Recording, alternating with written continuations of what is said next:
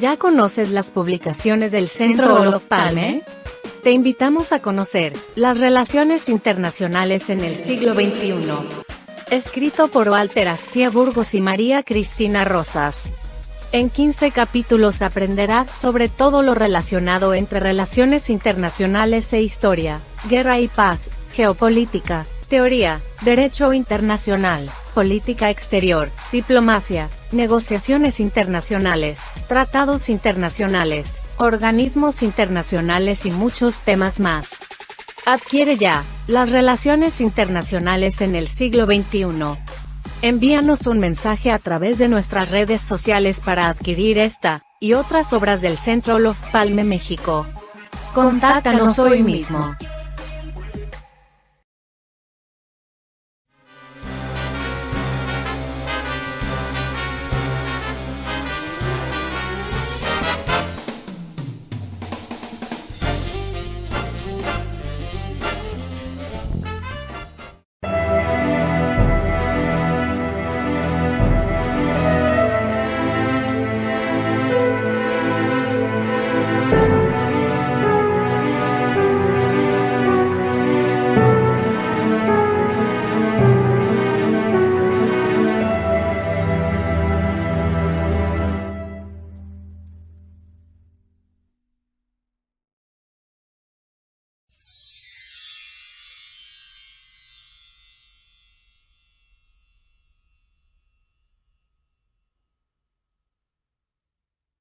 Muy buenos días aquí en México. Buenas noches allá en Doha.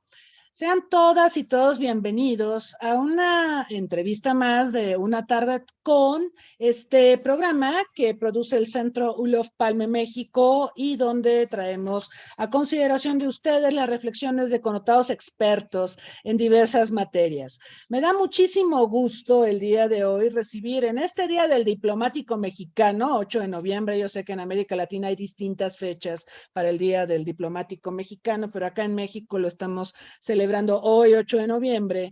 Me da mucho gusto recibir al embajador Guillermo Ordorica, nuestro embajador recién desembarcado en Qatar, a quien tengo el gusto de recibir, pero que conozco desde hace ya un ratito. Embajador Guillermo Ordorica, bienvenido. Qué gustazo tenerte en esta oportunidad.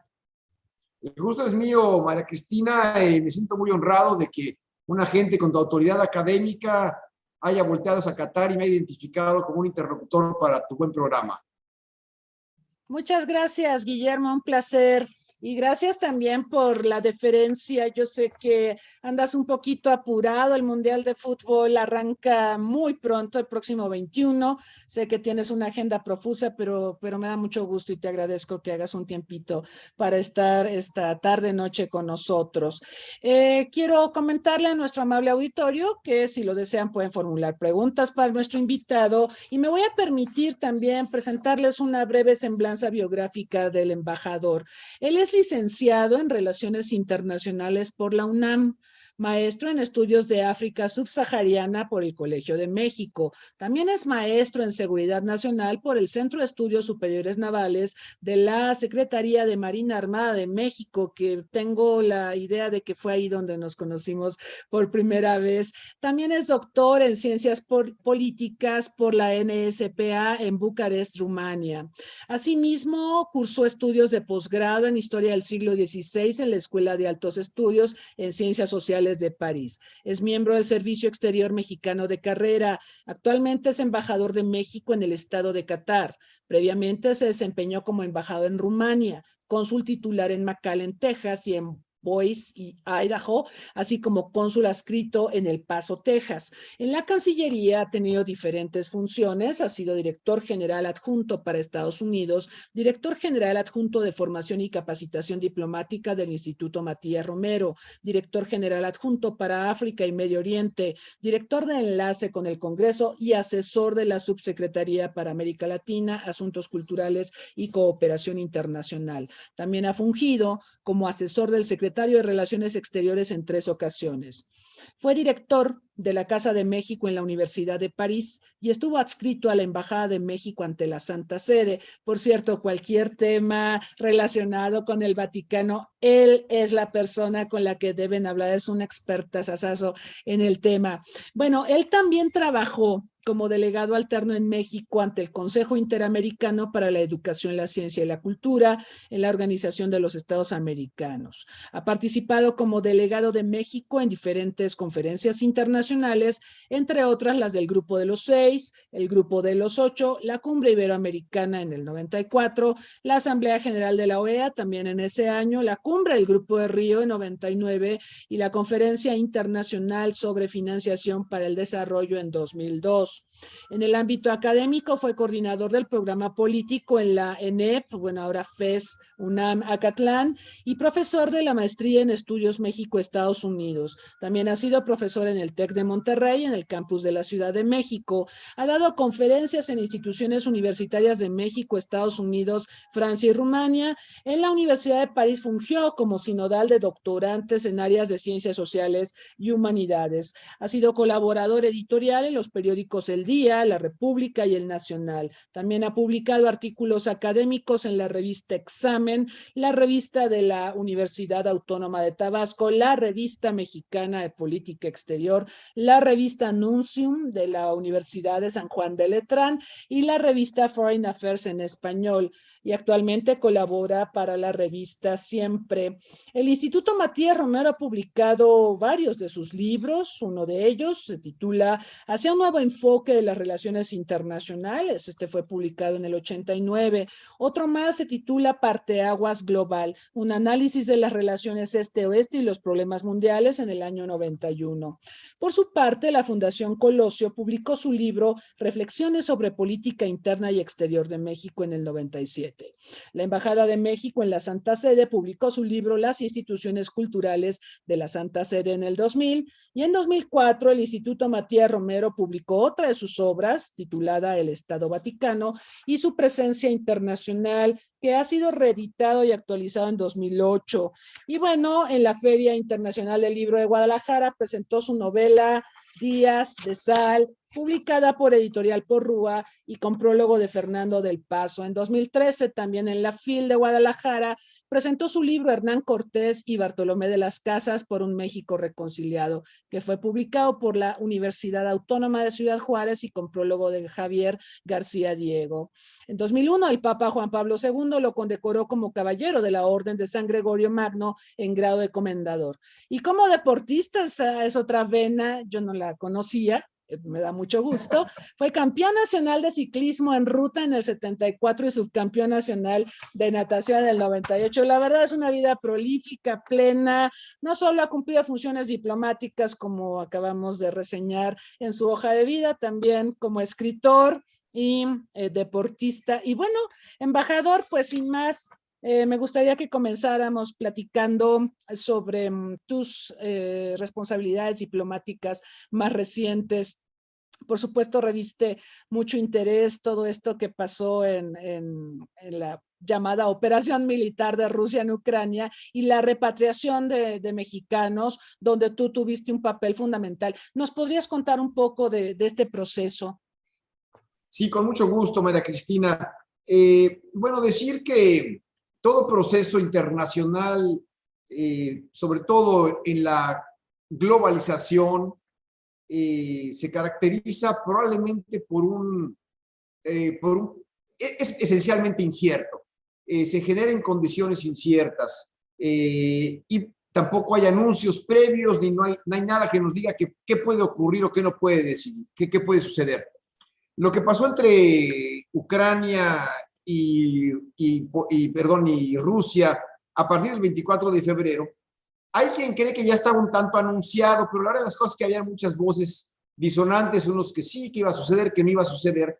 El caso es que en el momento menos esperado y justo después de la pandemia, que en sí misma fue un gran desafío internacional, surge esta guerra, esta operación militar especial, como la llama Rusia, y pone en jaque a esa región de Europa Oriental, pero también con repercusiones para todo el mundo. Sí es cierto, Ucrania y Rumanía y Rusia están muy lejos de México, pero los efectos de esa guerra se dejaron sentir en todo el mundo, incluyendo en nuestro país, y también afectando a un buen número de connacionales residentes en Ucrania. El gobierno de México, siempre atento a una política exterior de marcada vocación en favor de la protección y atención a los mexicanos donde quiera que se encuentren, diseñó de inmediato un mecanismo idóneo que le llamamos un operativo especial de repatriación voluntaria de mexicanos de Ucrania, de forma tal que pudieran salir de ese país en las mejores condiciones posibles, ser recibidos en Rumanía, también en algunos casos a través de otros países como Polonia y en fin, otros países de la región, y desde ahí ser repatriados a México con el concurso de la Fuerza Aérea Mexicana, que mandó un par de aviones para repatriarlos, siguiendo instrucciones del presidente de la República y del propio canciller Ebrard, y también en un gesto muy bonito de solidaridad internacional, aviones que trajeron a México, que llevaron a México a personas latinoamericanas que también estaban varadas en la región. Entonces, se armó el operativo en condiciones, insisto, inciertas, de un día para otro, de emergencia, con la intención de evitar el menor daño posible a estas personas y de darles la cobertura y la protección que históricamente distinguen a la Policía de México y a su práctica consular. Entonces, operamos entre el 24 de febrero y principios de marzo un par de vuelos de repatriación voluntaria, insisto, en una condición de emergencia, donde todo lo que estaba ocurriendo era inédito, donde no había protocolos que seguir, donde las autoridades rumanas y ucranianas en el paso fronterizo estaban confundidas sobre la mejor manera de proceder frente a situaciones de un marcadísimo corte humanitario. Es decir, aquí el problema tenía que ver, sí, con la guerra como background, como lo que está atrás, pero básicamente como un esfuerzo concertado de Rumanía con varios países representados de manera diplomática en Bucarest, entre ellos México, que estábamos haciendo diversos esfuerzos, a veces aislados y a veces junto con ellos, para resolver de la mejor manera esta emergencia y evitar que estas personas, en este caso los mexicanos, en lo que a mí competía, pues fueran víctimas de una situación muy difícil y pudiéramos salvaguardar su integridad personal y de sus familias. Sí, vimos las fotografías, vimos imágenes en medios de comunicación donde figurabas tú con algunas de las personas que pues decidieron voluntariamente repatriarse y bueno, es un trabajo encomiable porque efectivamente fue algo voluntario. Vi noticias de mexicanos, mexicanas que dijeron que no se iban a repatriar porque su vida estaba en Ucrania. Bueno, eso es respetable, pero creo que este trabajo de protección de los mexicanos donde quiera que ellos se encuentren y ante situaciones tan complejas como las que estamos refiriendo es algo digno de conocimiento, de reconocimiento y bueno, por eso te pedía que reflexionáramos al respecto. Tuvimos una situación en pandemia también de repatriación. Y bueno, parece que hay emergencias cada vez más continuamente, ¿no? Y esa repatriación en pandemia creo que fue bastante más compleja por la diversidad de países donde se encontraban nuestros connacionales. ¿Qué nos puedes comentar al respecto, embajador? Gracias, María Cristina. Yo no sé si fue o no más compleja, porque fue muy complejo y demandante en tiempo real atender una mega emergencia en la frontera de Ucrania con Rumanía, donde además estaba en riesgo inminente la vida de personas amenazadas por un conflicto bélico. O sea, ahí, ¿no? El otro era un virus, sí, un virus que agarró a la humanidad en una situación también muy complicada, que nos puso verdaderamente de rodillas frente a nuestra soberbia tecnológica y a nuestra soberbia intelectual. De repente un virus microscópico como nos pone de rodillas y se nos hace ver nuestra suerte.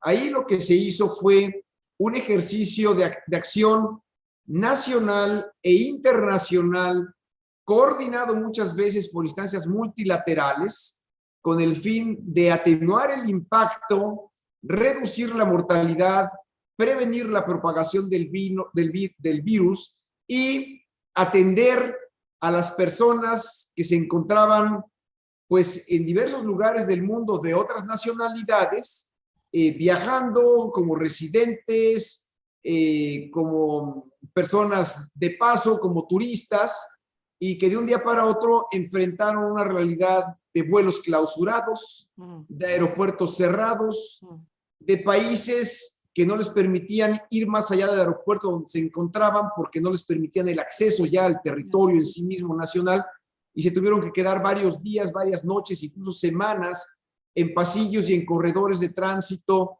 en los propios aeropuertos, y donde en el caso concreto de México tuvimos que hacer también un esfuerzo muy importante de protección para la atención de las personas, incluso para no solamente informarlas y decirles qué iba a ocurrir, sino también para documentarlas debidamente, coadyuvar en los esfuerzos que realizaban estas personas con las líneas aéreas, medios de transporte internacionales, de forma tal que se facilitara en la medida de lo posible su viaje de retorno a México.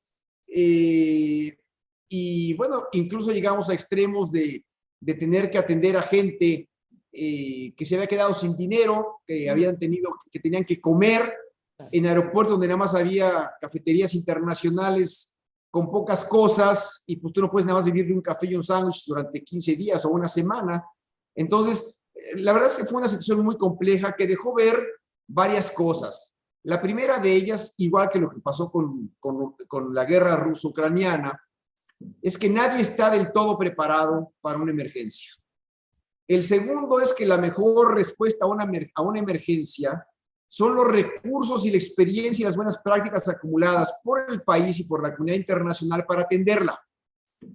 Y el tercero es que estas situaciones de emergencia se atienden mejor cuando las instancias involucradas, en este caso, gobiernos nacionales, organismos multilaterales, ONGs de asistencia humanitaria, organizaciones como la Cruz Roja Internacional, Médicos Sin Frontera, etcétera, las acogen y las afrontan de buena fe, con ánimo constructivo y con ánimo de sumar voluntades, no para confrontar. Ya bastantes problemas tenemos o teníamos en cada uno de estos problemas, y seguimos teniendo en el caso ruso-ucraniano, como para eso agregar mayores problemas. Cierto, en el ámbito multilateral dejamos ver la enorme insuficiencia que acusan los organismos multilaterales, en particular aquellos de vocación universal, para afrontar situaciones que rebasan sus capacidades, no necesariamente sus mandatos, pero sí sus capacidades y herramientas, porque fueron definidos y diseñados en un momento distinto, después de la Segunda Guerra Mundial, en condiciones también muy diferentes a las que estamos viviendo hoy. Entonces, en un escenario de esta complejidad, se requiere imaginación política, se requiere el buen ejercicio de la buena diplomacia, y se requiere, insisto, sumar voluntades y esfuerzos. Mucho ayuda para todo esto la buena disposición en terreno de los que tenemos que atender el problema. Entender que se hace un esfuerzo muy importante, los diplomáticos, por ejemplo, más allá de horarios, más allá de salarios, más allá de familia. Tenemos que trabajar 24/7 mientras dure la emergencia, si son 1, 2, 3 meses o el tiempo que sea, y se hace con enorme compromiso y gusto y cariño, y con la camiseta, en este caso de México, muy bien puesta. Si no estás dispuesto a que así sea, pues la verdad es que las cosas no siempre salen como deben de ser. Yo debo reconocer que en el caso mío, en el caso concreto de mi gestión como embajador en Rumania, ya concluida por cierto, tuve un equipo extraordinario que se puso la camiseta y que junto conmigo, en jeans y con botas, estuvimos auténticamente parados en la frontera, sin poder movernos de la frontera, más de 36 horas, sin dormir, bajo condiciones climáticas terribles de frío y nieve, bajo cero, solamente socorridos con algún tecito caliente, alguna cosita que te pasaban ahí, ONGs, gente que circulaba, esperando a recibir a nuestra gente para de ahí llevarlas a un lugar donde teníamos ya gestiones locales realizadas por la propia embajada para ofrecerles acogida y recepción en un lugar correcto, con calor y una cama decente y un baño y alimento, etcétera. Entonces, bueno, todo esto se hace de un día para otro. Tuvimos que concertar esfuerzos con autoridades locales en Suchava, donde opera todavía un hub humanitario, con autoridades nacionales, con autoridades locales en Bucarest, para que nos ayudaran con esta gente que llegaba de un día para otro y tuvieron que habilitar un gimnasio para apoyarnos. Todo esto se hizo, sí, porque México tiene una gran reputación y es un país amigo, en este caso de Rumanía, pero también por el buen trabajo del equipo del Servicio Exterior, no del embajador, del equipo de México en Bucarest, que durante los años previos o el tiempo previo estuvo trabajando para mantener afinados y bien aceitados los mecanismos de diálogo con todas y cada una de las instancias del gobierno rumano y organizaciones de otro tipo, no siempre en la cúpula, sino a veces también en la base, porque ahí en la base a veces es donde se destraban los procesos que sin querer las burocracias traban allá arriba. Entonces, todo fluyó bien, pero fluyó porque fue la convergencia de una serie de factores que nos ayudaron a que así fuera. Este tipo de acciones de protección a la comunidad de mexicanos en el exterior a veces pasa inadvertida. Vaya mi reconocimiento al trabajo realizado porque realmente no se ve. O sea, creo que las buenas noticias no son noticias, lamentablemente, ¿no? Y creo que este trabajo de repatriación salió muy bien, resultó muy bien. Y pues felicidades, embajador, gran trabajo. Te quiero preguntar, antes de pasar al tema de Qatar y de la Copa del Mundo y de lo que se espera por parte de los mexicanos que viajarán a ese país. México habló el presidente de México respecto al otorgamiento de asilo a ucranianos. ¿A ti te tocó realizar gestiones al respecto? No, en absoluto. Yo era embajador de México en Rumanía. Sí. Hay un trabajo que debo rescatar y poner frente a la pantalla, frente al auditorio, y es el extraordinario trabajo realizado por nuestra embajadora de México en Ucrania, Olga García Guillén, que se fajó los pantalones o se apretó bien la falda, como lo quieras poner, y de verdad convocó a la comunidad y operó desde el sótano de su residencia, sí, en zonas donde sonaban las bombas, y se armó de valor y con una gran inteligencia política, con una gran inteligencia y habilidad diplomática, logró hacerse de los recursos para el transporte de camiones, autobuses, para sacar a esta gente, estar en contacto real con estas personas, para que pudieran todos abordar el autobús, en diferentes autobuses, y llegar hasta la frontera. Sí te quiero decir que el trabajo de ella es loable, y por supuesto, esta parte de recibirlos también y verlos en tiempo real donde iban, que me tocó a mí en la parte de Rumanía, en el caso de ella, va más allá en cuanto a la atención de mexicanos, de ucranianos que solicitan asilo al gobierno de México. Ella, como embajadora de México en Ucrania, sigue trabajando y por supuesto es la instancia receptora de este tipo de solicitudes en primer momento. Claro. Claro, sí, y también reconocemos su gran trabajo. Yo tenía la intención de entrevistarla porque, como sabes, este año cumplimos 30 años de relaciones diplomáticas entre México y Ucrania, pero pues las condiciones no nos lo permitieron. Pero sabemos de su trabajo, sabemos que en medio del conflicto, de bombazos y de situaciones muy complejas, ella siguió trabajando y bueno, dio un gran apoyo para todas estas tareas. Bueno, embajador, quiero pasar al tema de Qatar. Tú acabas acabas de llegar literalmente al país. 20 días nos decías que tienes en Qatar. ¿Qué esperas? ¿Qué esperas ahora que se desarrolle la Copa del Mundo en términos de afluencia de mexicanos? Y bueno, quiero mencionar que hace algunos meses conversé con nuestra ex embajadora en Rusia. Bueno, ella ahora está en Dinamarca, Norma Pensado. A ella le tocó el Mundial de Rusia y nos contaba pues una serie de situaciones complejas a las que tuvo que hacer frente dada la afluencia de mexicanos, de fans de la selección mexicana o fans del fútbol. ¿Qué esperas tú en los días que vienen y a lo largo de la Copa del Mundo en Qatar? Mi primera respuesta es un wishful thinking. Yo espero que todo discurra de manera ordenada y positiva y que esta fiesta del fútbol mundial, del deporte internacional, verdaderamente sea una experiencia bonita, que propicie que los mexicanos que aquí acudan a apoyar al Tri o que vengan a ver el mundial y los demás partidos tengan una estancia placentera, que la disfruten plenamente y que regresen a México llenos de alegría y sin mayor novedad. Yo aspiro a que así ocurra. El sentido común nos dice que si tenemos una afición mexicana que no podemos contabilizar porque no tenemos los datos, el gobierno de México carece de los datos precisos. Hay especulaciones porque todo va de la mano de los boletos vendidos. Sí. Y bueno, la FIFA tiene probablemente un mayor control de esto, pero tampoco hay una presión del dato. Pero es cierto que un número muy bajito, muy conservador, habla de 50 a 60 mil mexicanos, números intermedios hablan de 70 a 90 mil, y ya de plano los que creen que México entero va a estar aquí en Doha, pues hablan de 90 a 100, 110 mil mexicanos. En cualquier caso, es un reto mayúsculo. Y es un reto mayúsculo porque aún y cuando fuera solamente un mexicano o una mexicana, el reto de atender a esa persona o a ese inmenso contingente de mexicanos será siempre prioridad del gobierno de México.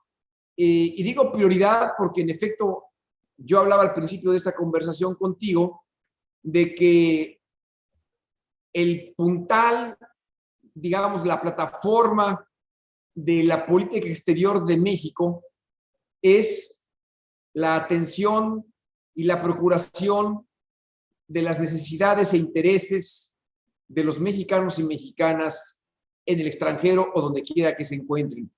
Entonces, frente a un reto como el del Mundial, por supuesto, la política exterior de México, y en este caso el gobierno del presidente López Obrador, ha diseñado una estrategia inédita para atender cualquier necesidad que se pueda presentar durante el Mundial y para orientar y acompañar a la afición.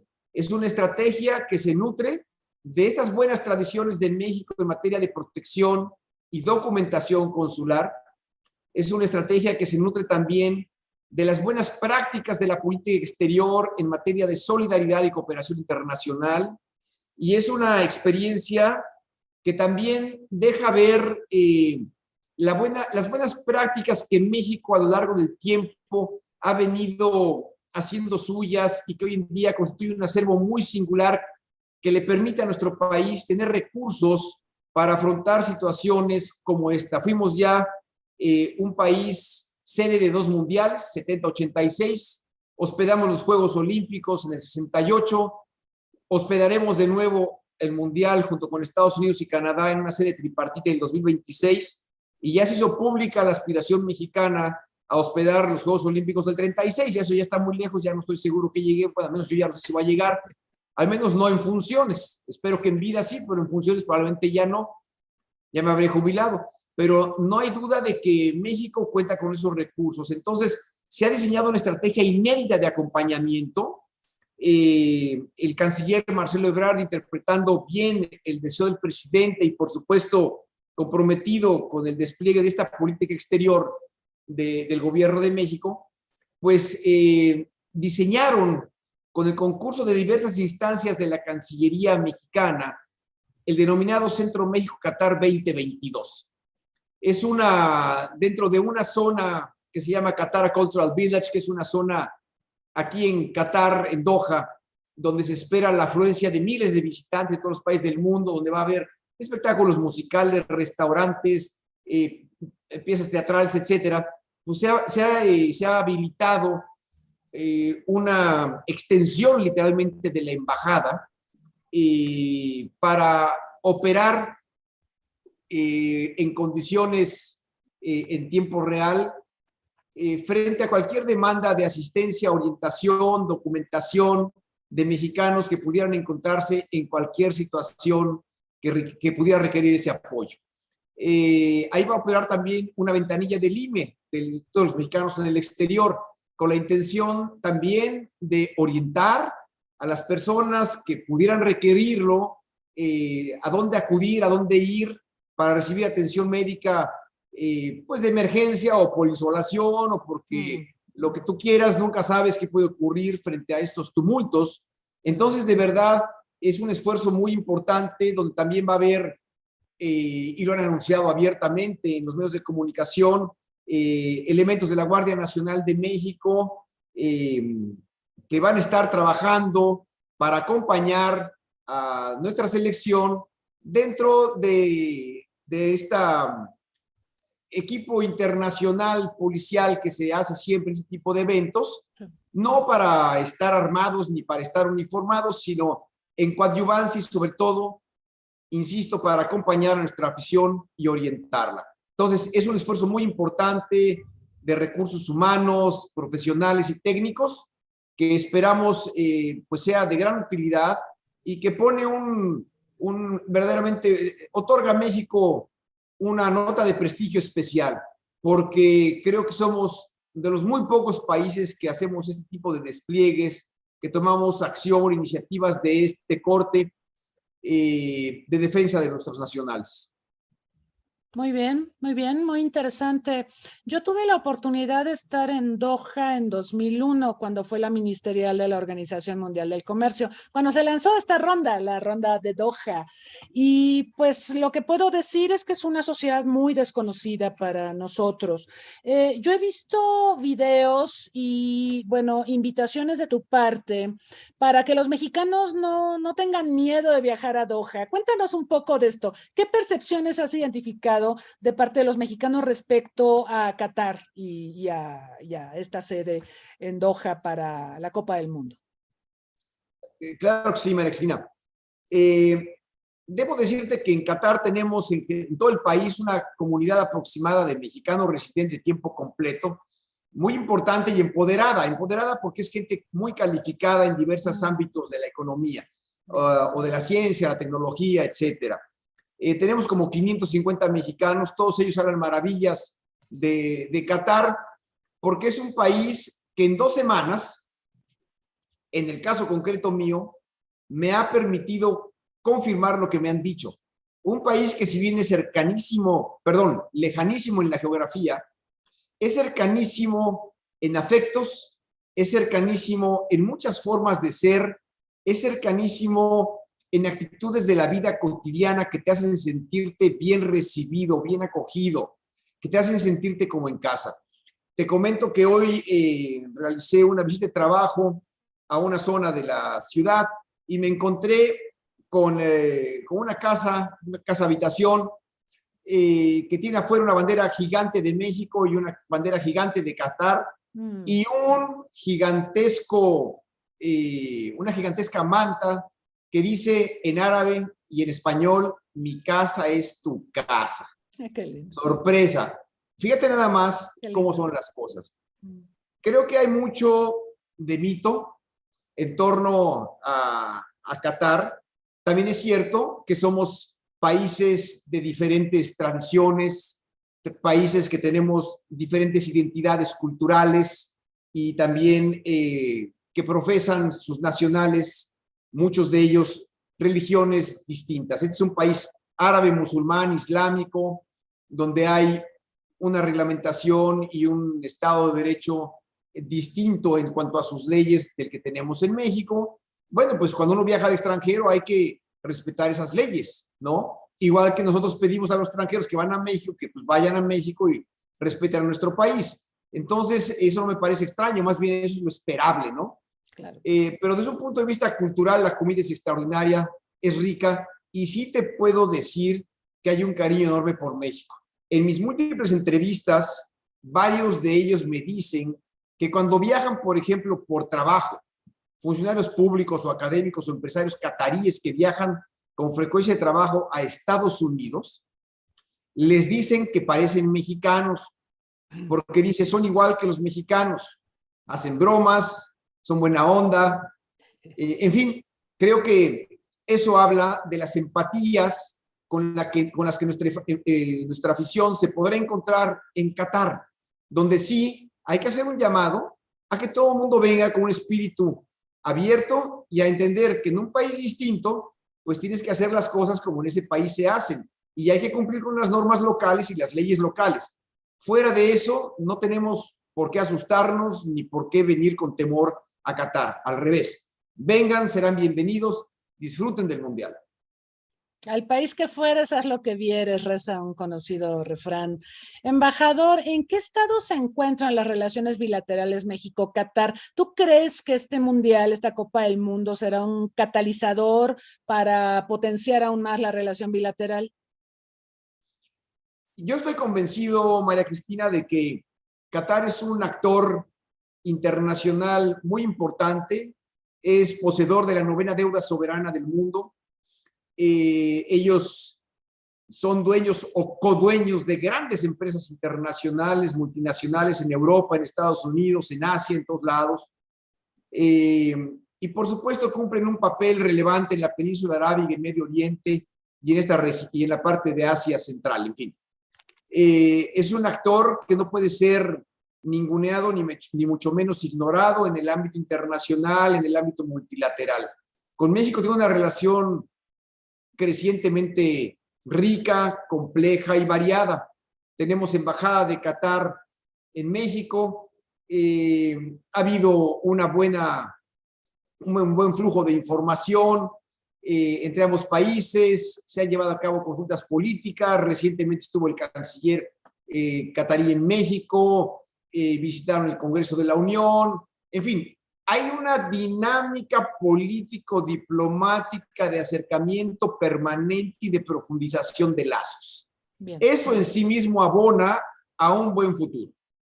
Yo creo que el camino está bien pavimentado y también creo que este mundial, no solamente para México, sino para el mundo, deja ver las habilidades y capacidades de Qatar, que en poco tiempo dejó de ser protectorado británico para convertirse en lo que es hoy. La ciudad de Doha es impresionante. Es una ciudad hipermoderna, llena de rascacielos, que tiene un orden extraordinario, que tiene todo tipo de atractivos locales e internacionales, una ciudad cosmopolita.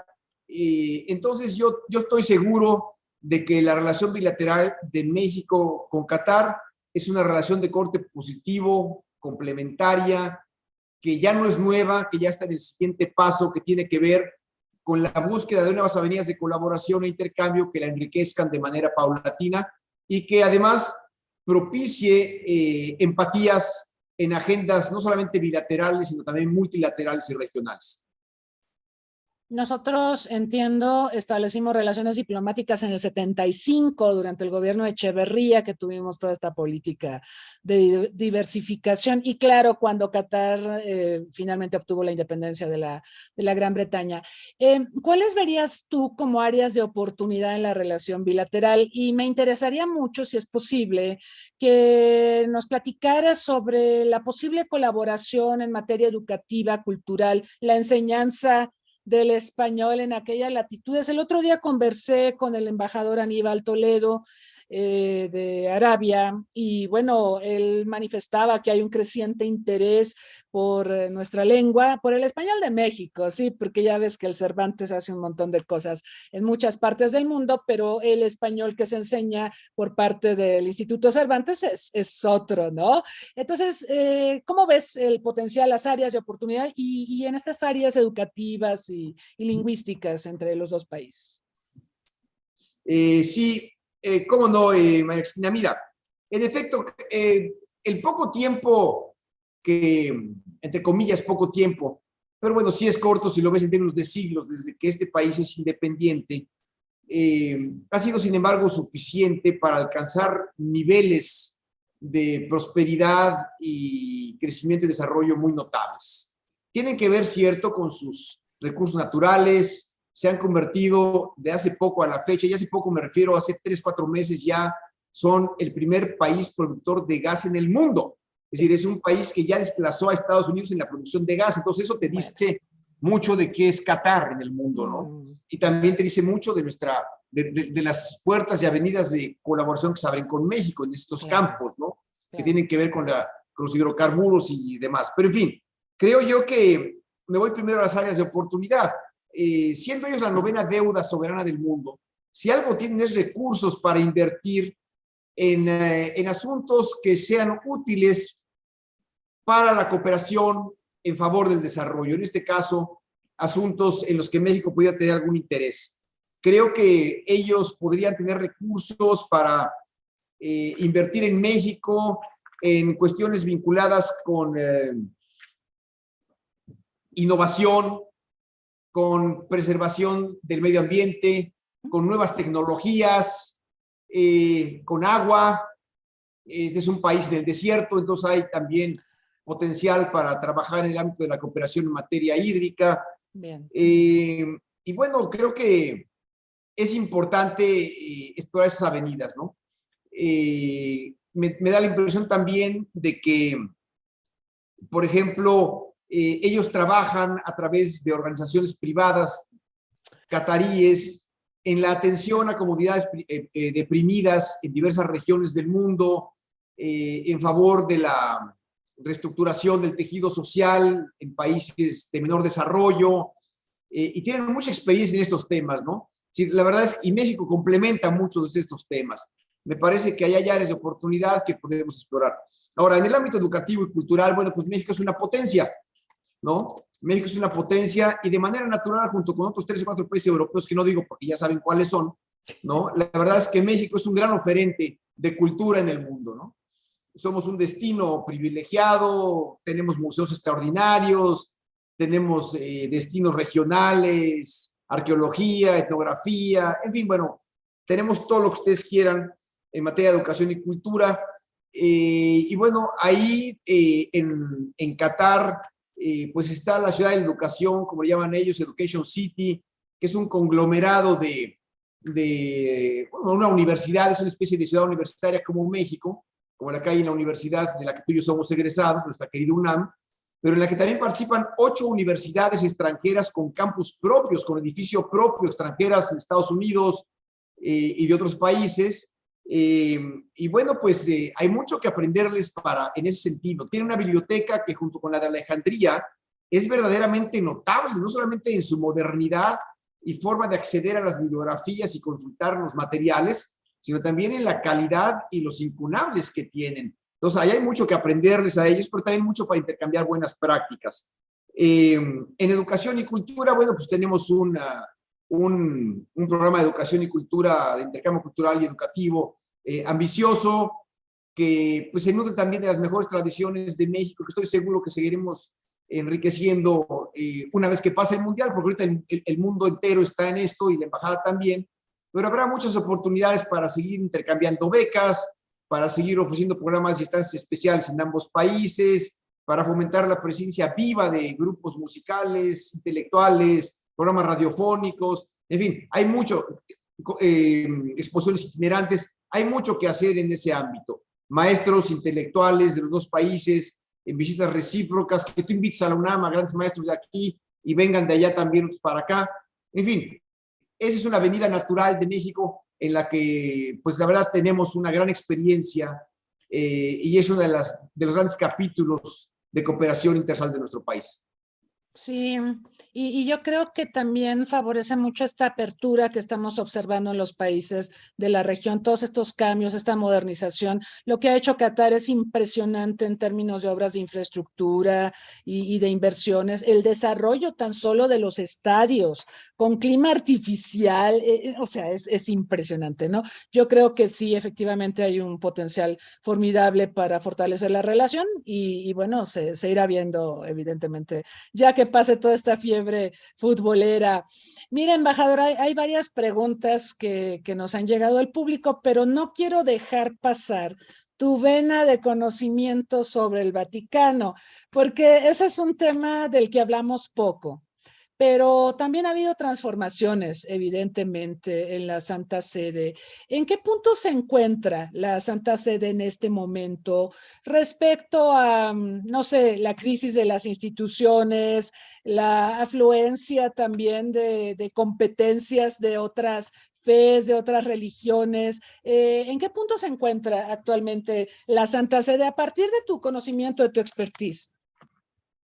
Mira, el Vaticano finalmente hoy en día, y eso es un mérito de Juan Pablo II, logró un reposicionamiento internacional después de la caída del muro de Berlín, que hoy, en el mundo de hoy, lo convierte en un actor inescapable de las relaciones internacionales. Más allá del dogma religioso, eso es importante señalar. El Vaticano tiene tentáculos por todo el mundo.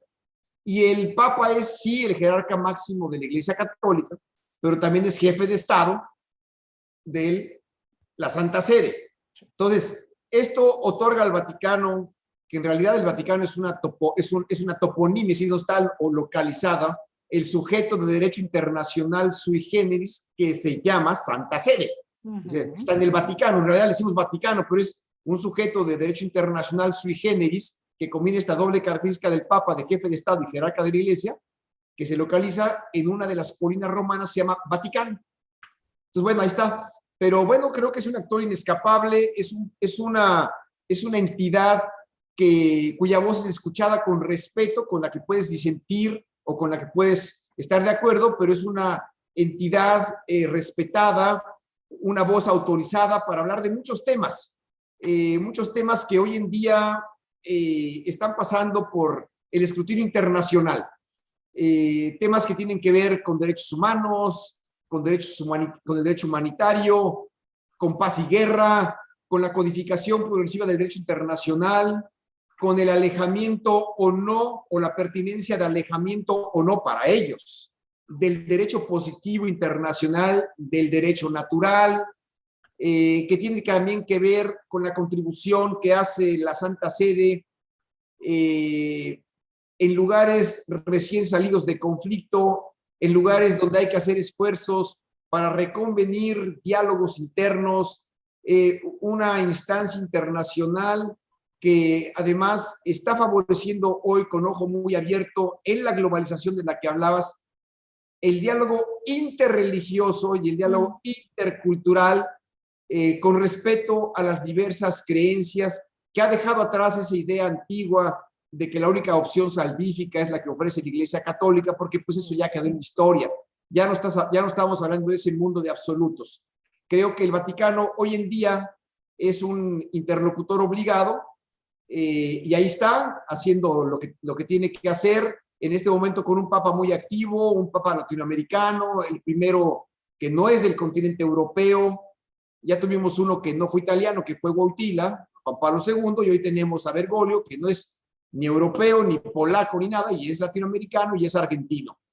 Entonces, bueno, esto también te habla de la contribución a la que está llamada América Latina a hacer al Vaticano mismo, a través de Bergoglio, de los elementos y realidades que son consustanciales a nuestro desarrollo político cotidiano y a nuestro desarrollo histórico, ¿no? O sea, hay una contribución muy clara a través de la figura de Francisco. Entonces, yo creo que es importante hablar del Vaticano hoy en día y no olvidar que el Papa será siempre una voz muy autorizada y muy respetada en el mundo. Sí, y bueno, cada que tenemos alguna situación mayormente desafortunada en el mundo, escuchamos obviamente el pronunciamiento de, en este caso, del Papa Francisco. Las reformas que ha desarrollado el Papa Francisco en torno a temas tan espinosos como puede ser la homosexualidad, el aborto, ¿qué opinión te merecen? ¿Se está modernizando el Vaticano en estos temas o es demasiado complicado? A ver, yo no sé si se está modernizando. Lo que sí te puedo decir es que hay avances muy importantes. Y también te puedo decir que la Iglesia no puede perder su condición de referente de la moral internacional que aspira a mantener con su contribución, la de ellos, las que les gustan. Entonces, la Iglesia Católica y el Vaticano, por razones naturales, tendrá que estar siempre un pasito atrás de las causas de vanguardia y de las cosas que son vanguardia en los temas de nuestro tiempo. Sin embargo, ese pasito atrás de los temas de vanguardia es un pasito que está muy adelante de lo que ocurría antes del Concilio Vaticano II. Entonces, hay avances muy notorios, ¿sí? Pero por supuesto no puede, por su propia definición y el papel que espera cumplir el Vaticano y la Iglesia Católica, la Santa Sede y la Iglesia Católica no podrían estar, porque sería una contradicción, a la vanguardia en estos temas. Sería una locura. Eso no puede ocurrir. Ahora, sí, Francisco ha venido a demostrarnos que dentro de la Iglesia Católica y dentro del Vaticano, que por cierto, en el que convergen diversas corrientes de opinión sobre estos temas polémicos, bueno, pues en este momento Francisco está abogando por una Santa Sede tolerante, por una iglesia aperturista, dialogante, por una iglesia comprometida con temas que probablemente habían estado un poquito dejados a la deriva en beneficio de otras prioridades coyunturales del pontífice en turno. Así como Juan Pablo II fue probablemente el papa más popular en la historia de la Iglesia Universal, también correspondió a él, y es una gran paradoja, ser el papa que propició la mayor desbandada de fieles en la historia de la Iglesia en los últimos 100 años. Entonces, ahí están estas, ¿por qué? Por posturas que él tenía en cierto momento. Hoy en día, Francisco ha señalado, y esto es un gesto que hay que valorar en su justa dimensión, que él no tiene ninguna autoridad para opinar sobre temas que, por supuesto, competen a la propia, a la convicción de cada persona.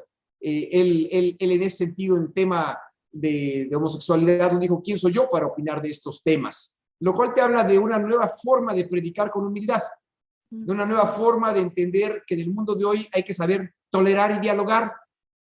Entonces, pues yo creo que es un momento emblemático para la Iglesia Católica y también para la Santa Sede, que va muy de la mano, por cierto, con la alerta que ha hecho el propio Francisco a través de sus 3 encíclicas, Fratelli Tutti y las otras 2, de los grandes temas que preocupan, que son cambio climático, medio ambiente, solidaridad y fraternidad universales, y bueno, la solidaridad de todo el mundo, ¿no? Creo que son los temas que ha llamado la atención Francisco y hay que poner la atención en ello. Sí, sí, yo también veo cambios, quizá no con la celeridad que podemos verlo desde nuestros mundos, desde nuestros ámbitos, pero hay cambios. Es interesante la gestión de Francisco, me parece. Bueno, tenemos varias preguntas y bueno, una de ellas tiene que ver, pero no sé si esto no te tocó a ti, el asilo a afganos que fueron traídos a México a través de la intermediación de Qatar. Te preguntan sobre esto.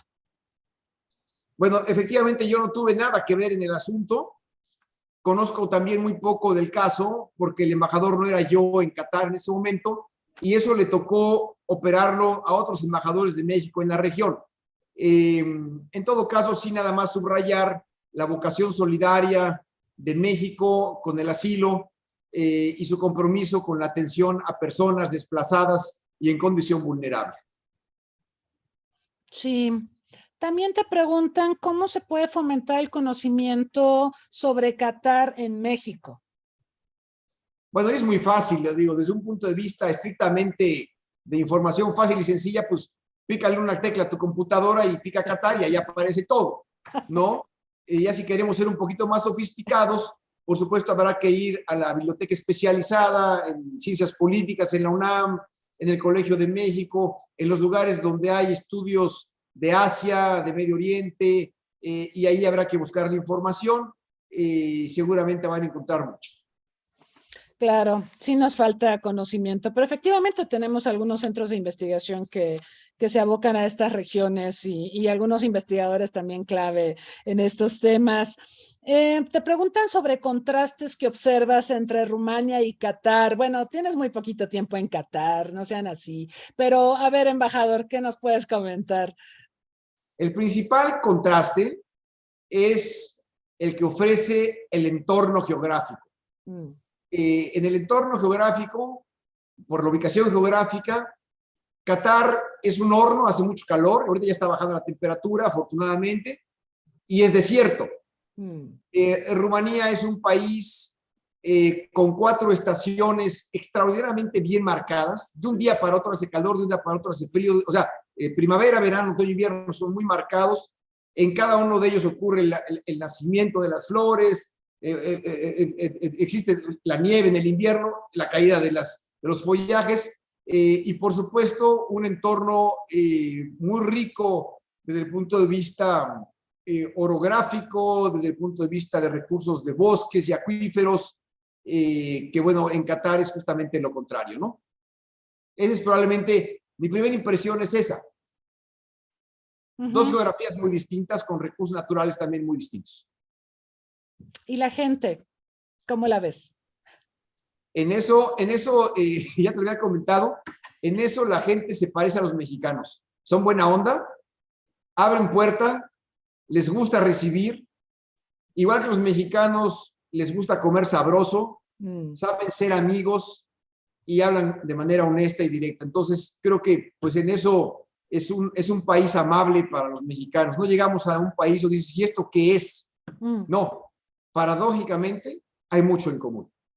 Yo pensaba cuando te decía y la gente en que los rumanos, el rumano es una lengua romance, digamos, culturalmente más afina a México o al español, perdón, que el árabe. Entonces lo veía desde ese punto de vista, no sé qué piensas.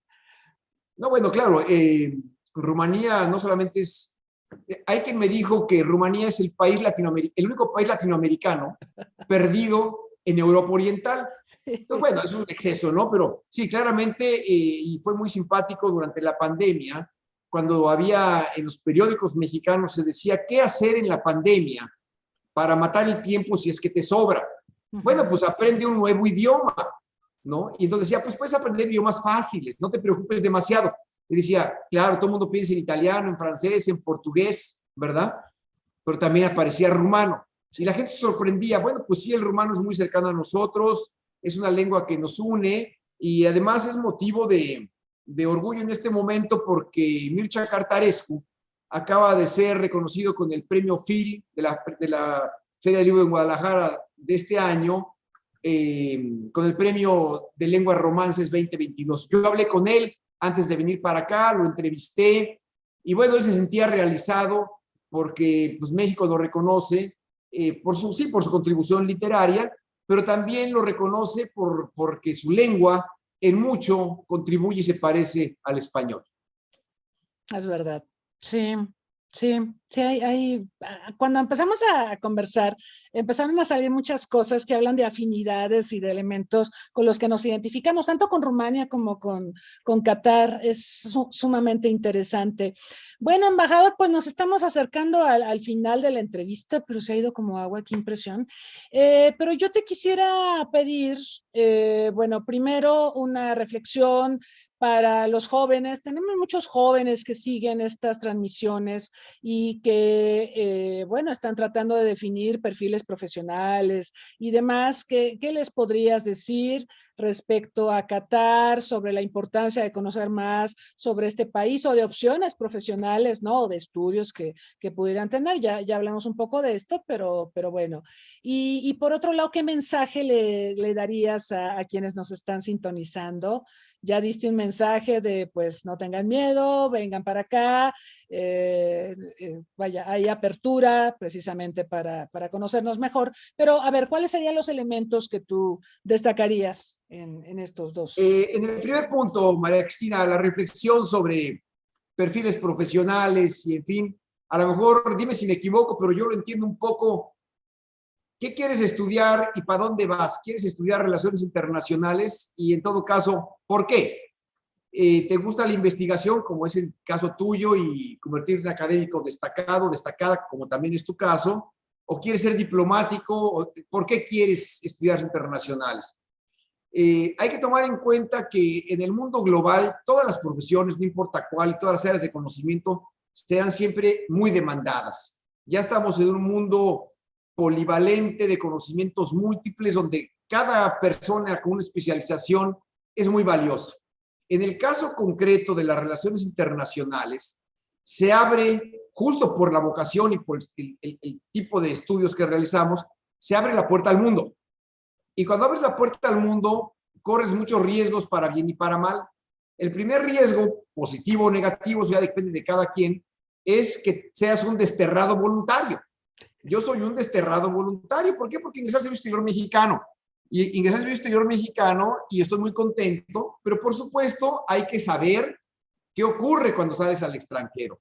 Te alejas de México muchos años, dejas al peluquero de toda la vida, dejas el lugar donde comías los tacos cada semana después de salir de la universidad, dejas de ver a tus cuates, dejas de estar con tu familia, dejas de ir al fútbol a los que les gusta la Azteca, en fin, dejas tu pequeña jaula de oro para irte muy, muy lejos, ¿no? Y a lo mejor casado y con hijos, o a lo mejor soltero o soltera, y bueno, entonces no todo el mundo está hecho para eso. Suena muy fácil, pero no todo el mundo está hecho para eso. Entonces, a los chicos que estudian relaciones internacionales con la intención de ser diplomáticos, que lo piensen bien, que se asesoren bien, porque es una carrera preciosa y los que tenemos la vocación la disfrutamos profundamente. Yo no cabe duda que la disfruto y a mí no me hace daño estar fuera. No quiere decir que no extrañe a mi tierra, por supuesto que sí, pero a donde voy, ahí voy al fin del mundo y no pasa nada. Hay gente que saliendo de México ya le dio el homesickness, como llamamos, ¿no? Que ya sienten que están muy lejos. Bueno, ese es un factor fundamental que deben de tomar en cuenta. No es fácil. Cualquier problema que uno enfrente en el extranjero, de índole personal o familiar, se multiplica a la 1000 potencia en función de la lejanía. Entonces, bueno, son pequeños detalles que hablan de las dificultades de la vida cotidiana de personas que deciden estudiar RI pensando en que quieren ser o funcionarios internacionales, organismos internacionales y vivir fuera del país, o ser diplomáticos o empresarios internacionales o de grandes empresas en otros países, radicados en otros países. Que la piensen. Claro, hay otras áreas, la académica, la financiera, la comercial, el transporte naviero, el transporte multimodal, el transporte aéreo, el turismo, la gastronomía, todo, el deporte, ¿no? Las RI hoy dan la cultura, dan para todo. Pero me detengo yo en el caso concreto de la diplomacia, porque no todo el mundo está hecho para andar del tingo al tango y echándole todos los kilos 24/7. Creo que esta es una carrera muy demandante, que retribuye mucho en términos personales y profesionales, pero que tiene un alto costo desde el punto de vista personal y familiar para quienes padecen la distancia de su país. Hay una pregunta que llegó ahorita, te la voy a plantear porque tú la podrías contestar mucho mejor que cualquier otro. Hay preocupación por las variantes de Omicron y viene una estación particularmente problemática, sobre todo en los países del hemisferio norte. ¿Qué acciones se están desarrollando para la Copa del Mundo, considerando que va a haber grandes aglomeraciones de personas y esto podría exacerbar los contagios? Mira, en Qatar hay todo una guía, todo un catálogo de lo que se puede y de lo que no se puede hacer. Okay. Ellos han sido, por supuesto, muy cuidadosos en este ámbito sanitario, han intercambiado información con todos los países participantes, incluyendo el nuestro. Actualmente ya se permite el ingreso sin tener un certificado de COVID, de la muestra de antígenos 24 horas antes, pero va, por supuesto, en función de las condiciones establecidas por el semáforo epidemiológico nacional e internacional. En este momento no se ve la emergencia como se veía hace 2 años. Claro. En este momento los casos, afortunadamente para nosotros, en Qatar son aislados y bueno, hay pues todos los protocolos necesarios para que en caso de que hubiera alguna situación pueda controlarse. Pero yo lo que recomiendo es que la gente, si va a viajar a Qatar y es mexicana, consulte la guía del viajero, se registre en el sistema de registros mexicanos en el exterior y sobre todo atienda las instrucciones, las indicaciones de la línea aérea, de las compañías que hayan contratado para viajar, por cierto, compañías que sean debidamente acreditadas para evitar fraudes y abusos, sí, ¿verdad? Y no los dejen ahí colgados con dineros gastados, quién sabe en qué, y que se quedan sin paquetes, de forma tal que puedan tener información en los temas sanitarios. Por el momento, insisto, creo que hay previsiones bien tomadas y pues vamos avanzando. Sí, esos países tuvieron una crisis gravísima con el MERS en 2012, 2015, y claro que aprendieron la lección, entonces creo que hay una expertise que les ha permitido manejar la pandemia, y también la vacunación ha sido formidable en estos países, entonces eso también es una garantía y da cierta tranquilidad, ¿no? Pero sí hay que tener las precauciones que marca el embajador. Un mensaje de despedida final, embajador. Bueno, pues el mensaje tiene que ver básicamente con agradecerte, María Cristina, que me abres las puertas del Centro Palme. Quiero decirte que yo conocí personalmente a Olof Palme.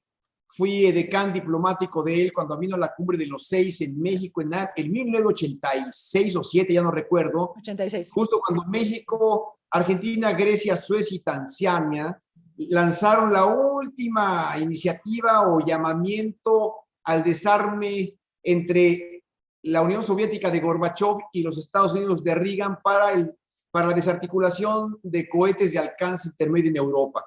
Nunca olvidaré que Olof Palme me tocó estar con él para acompañarlo a Palacio Nacional. Le expliqué el mural precioso de Diego Rivera en la escalinata principal, estuve cerca de él en las cenas, en fin, estuve ahí con él y lo recuerdo con gran cariño y a la vez con pena por lo que ocurrió, pero siempre un legado extraordinario de Olof Palme.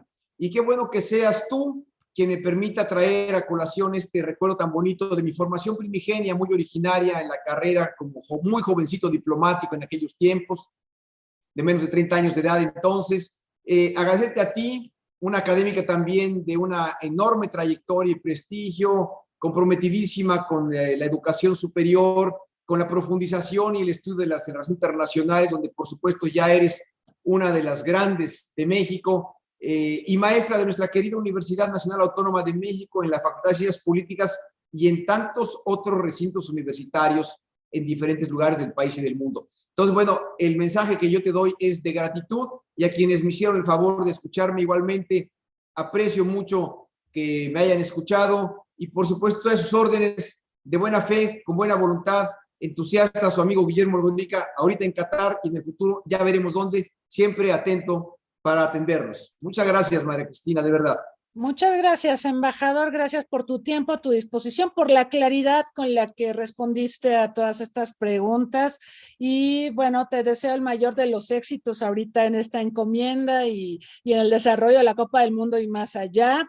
Le agradezco, por supuesto, a nuestro público aquí en Zoom y a quienes nos han sintonizado vía Facebook Live. Los invitamos a seguirnos en redes sociales. Y bueno, hace un ratito el embajador estaba hablando del problema del agua, que es un problema global y que por supuesto a Qatar y a México nos importa mucho. A las 2 de la tarde, el día de hoy, vamos a tener a Jorge Arriaga, que es consultor en temas de seguridad hídrica. Vamos a hablar justamente de la problemática global sobre el agua y claro, la problemática nacional. No se la pierdan, 2 de la tarde aquí en Una Tarde Con.